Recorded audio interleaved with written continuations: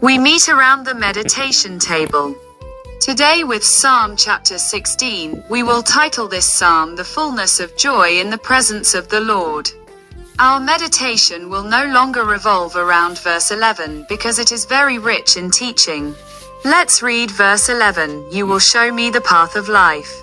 There is abundant joy before your face, and everlasting delight at your right hand.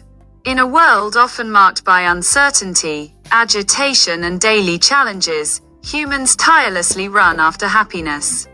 Yet the people that the world offers are often ephemeral, dependent on our circumstances, of our material successes or the views of others. The psalmist David, through Psalm chapter 16, invites us to make a radical change of perspective.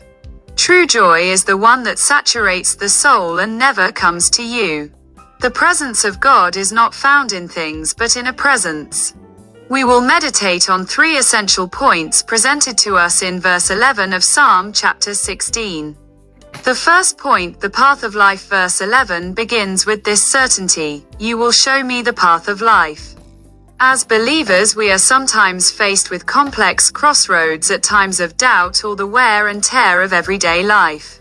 God does not let us walk blindly. His word and His Spirit mark a path. This path is not just a series of rules to follow, it is a living relationship. Sitting down to listen to it counts with us.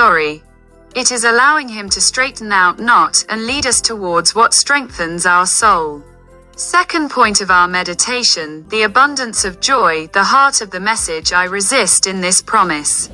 There is plenty of joy in selling face to face or in your presence. It is a qualitative and quantitative joy.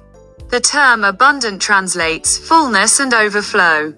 It's not a superficial feeling that disappears at the first problem.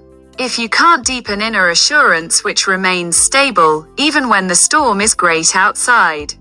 It is also about the common presence source, to seek the face of God. It is to rely on Him with as much steadfastness. In His presence, the fear of tomorrow fades. Anxiety decreases and our identity as a loving son and daughter is restored. Christian joy is a person. It arises from our communion with the Creator. Third point of our meditation, eternal delights. David concludes verse 11 by mentioning everlasting delights at your right hand. It is actually a perspective of eternity. This password and it's fun with it, but what God offers is long term. Choosing to build your life, your home and your projects on the values of the kingdom is to invest in what does not work. It is the promise of a love and security that transcends the present.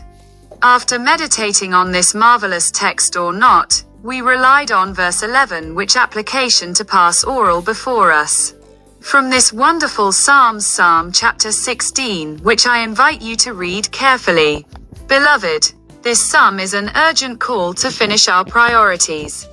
If you feel tired, thirsty or discouraged by the realities of life, remember that the solution is not found in activism or isolation, but in returning to the source. What is this source? This source. We will dive into it in 3 points. First, take the time to sit down. Give yourself moments of silence and prayer to cultivate this intimacy with God. It is there, far from the noise of the world, that our strength is renewed. Second point, transmit this joy. A soul saturated with the presence of God becomes a beacon for those around them. May our words share us and our listening to others reflect this abundance that we can in God. At the end, third point, walk with confidence.